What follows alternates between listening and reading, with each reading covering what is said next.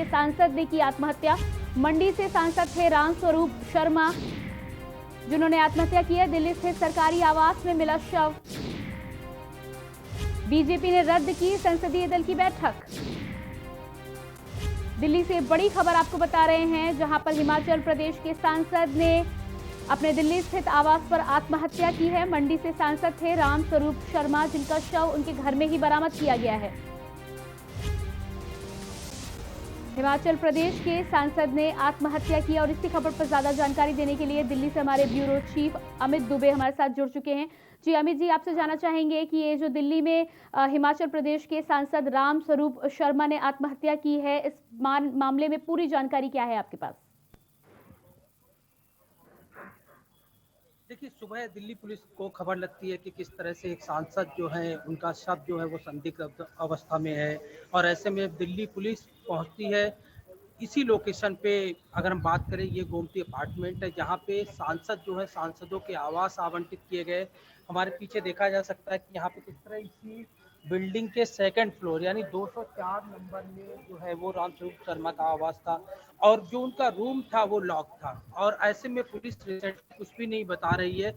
उनका शव जो था वो फांसी के फंदे से लटका हुआ था, और पुलिस ने उसे सबको उतार के पोस्टमार्टम के लिए भेज दिया है। और पोस्टमार्टम की जगह भी बहुत दूर नहीं है। ये जो लोकेशन है, खासतौर पे गोमती फ्लैट्स जो बने हैं, ये जस्ट आरएमएल के सामने बने हैं। यानी हम अपने राइट हैंड की बात करें तो दिल्ली का राम मनोहर लोहिया हॉस्पिटल बगल में ही है, जहाँ पे शव का पोस्टमार्टम किया जा रहा है। और दूसरी बार सांसद थे, 2014 में बीजेपी सांसद बने, फिर 2019 में सांसद बने।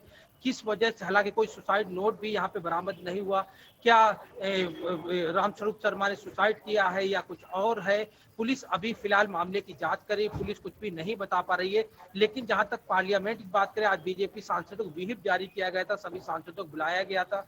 संसदीय दल की जो बैठक थी वो भी आज रद्द कर दी गई, और ऐसे में दो बार के सांसद यानी दूसरी बार सांसद रामस्वरूप शर्मा का जिन परिस्थितियों में निधन हुआ है उसकी जांच जो है वो लगातार चल रही है। क्योंकि एक सांसद का उसके सरकारी आवास में इस तरह से शव को मिलना जाहिर तौर पे एक बड़ी चिंता का विषय है, ना सरकार के लिए बल्कि तमाम अन्य लोगों के लिए। हमारे पीछे दिल्ली पुलिस के लोग भी देखे जा सकते हैं, जो कि ये जो ऊपर गोमती के ऊपर जो आवास है रामस्वरूप शर्मा का 204 नंबर, वहां पे पुलिस जो है अभी भी मौजूद है। पुलिस जो है आगे, पुलिस भी इस बात रही है कि शव को जो भेजा गया है उसमें क्या कुछ रिपोर्ट आती है, उस रिपोर्ट का इंतजार कर रही है, और उसके बाद पुलिस आगे की कार्रवाई करेगी। जी अमित, यदि हम इस घटना के बारे में आपसे और जानकारी चाहें तो घर में सांसद रामस्वरूप शर्मा के अलावा भी क्या कोई मौजूद था, या अकेले ही वो अपने निवास पर थे उस समय जब घटना हुई? देखिए, खासतौर रामस्वरूप शर्मा का जो कमरा था वो कमरा बताया जा रहा है, हमारे सूत्र बता रहे कि अंदर से लॉक था।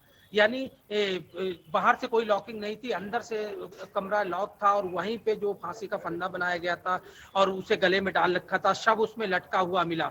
और काफी देर तक रूम नहीं खुला। लगभग 8 बजे के आसपास जो है वो दिल्ली पुलिस को सूचना मिलती है। जब दिल्ली पुलिस यहाँ आती है और मामले की जांच करती है, यहाँ तक उस कड़ी को तोड़ा गया है, उसके बाद फिर पुलिस अंदर दाखिल होती है। यानी रूम पूरी तरह लॉक था। हालांकि ये भी बताया जा रहा है कि एक नौकर, जो एक दो नौकर है, वो यहाँ पे काम करने के लिए यहाँ पे मौजूद रहते थे।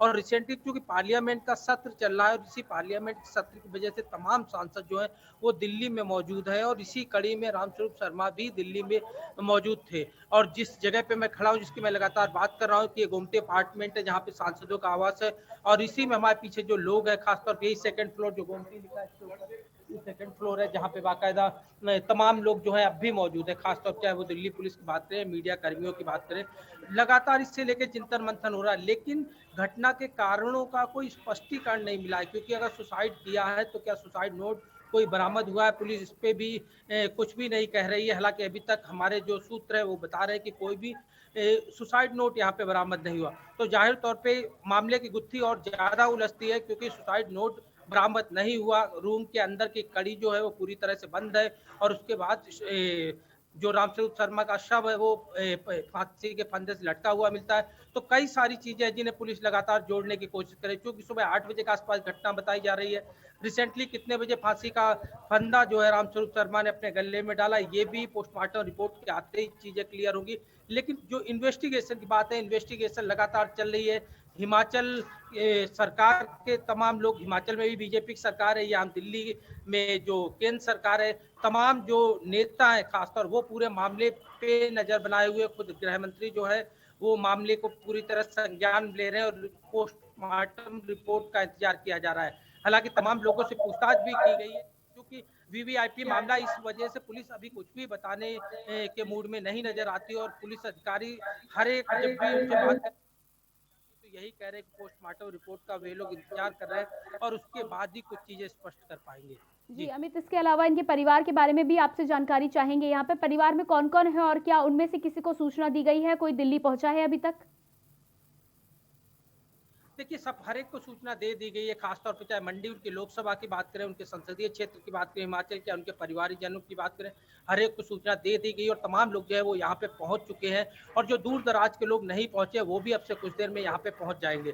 तो जाहिर तौर पर कि परिवार जो है यहाँ पे अब यहाँ पे आ चुका है, पूरे मामले पे नजर बनाए हुए है, लेकिन परिवार भी सदमे में है। परिवार भी अभी कुछ स्पष्ट नहीं कर पा रहा है कि आखिर क्या कुछ कारण थे, क्योंकि जिसकी मैं लगातार बात कर रहा हूँ कि वीवीआईपी मामला है, एक सांसद खासतौर जिसकी सरकार हो केंद्र में, ऐसे सांसद का फांसी के फंदे पे शव का मिलना अपने आप में एक बड़ी चिंता का विषय है। क्या कारण थे इन चीजों का, तो स्पष्टीकरण बहुत जल्द आएगा जब दिल्ली पुलिस इस बात का खुलासा करेगी, तमाम अन्य चीजें क्लियर होगी। लेकिन फिलहाल अभी कोई भी ये चीज जो है वो लीक नहीं की जा रही, चाहे परिवार की तरफ से कि क्या कोई पारिवारिक झगड़ा था या कोई अन्य वजह थी या जी रामस्वरूप अमित, शर्मा ने इसके अलावा पहले। यदि समय की बात करें तो कितने समय ये घटना हुई होगी, इस बारे में क्या अभी तक कोई जानकारी आप तक पहुंची है? देखिए, अभी तक जो है, चूंकि जिसकी मैं बात कर रहा हूँ कि सरकार, चूंकि बीजेपी की सरकार है, पार्लियामेंट का सत्र चल रहा है, दूसरी बार सांसद थे और इसीलिए मामले में कोई भी बयान देने से बच रहा है। हर कोई मामले में जांच की बात कर रहा है। पारिवारिक जो लोग हैं वो भी अब तक मीडिया के सामने नहीं आए, अब तक उन्होंने किसी भी तरह का कोई कमेंट यहाँ पे नहीं दिया है, कोई बयान परिवार के लोगों की तरफ से भी नहीं आया है। लेकिन हाँ, ये जरूर कहा जा रहा है कि परिवार पूरा सदमे में, यहाँ तक कि जो संसदीय दल की बैठक चूंकि होने वाली थी, तमाम सांसद भी इसे लेके काफी चिंतित है, काफी सदमे में है कि आखिर किस तरह से ये घटना घटी।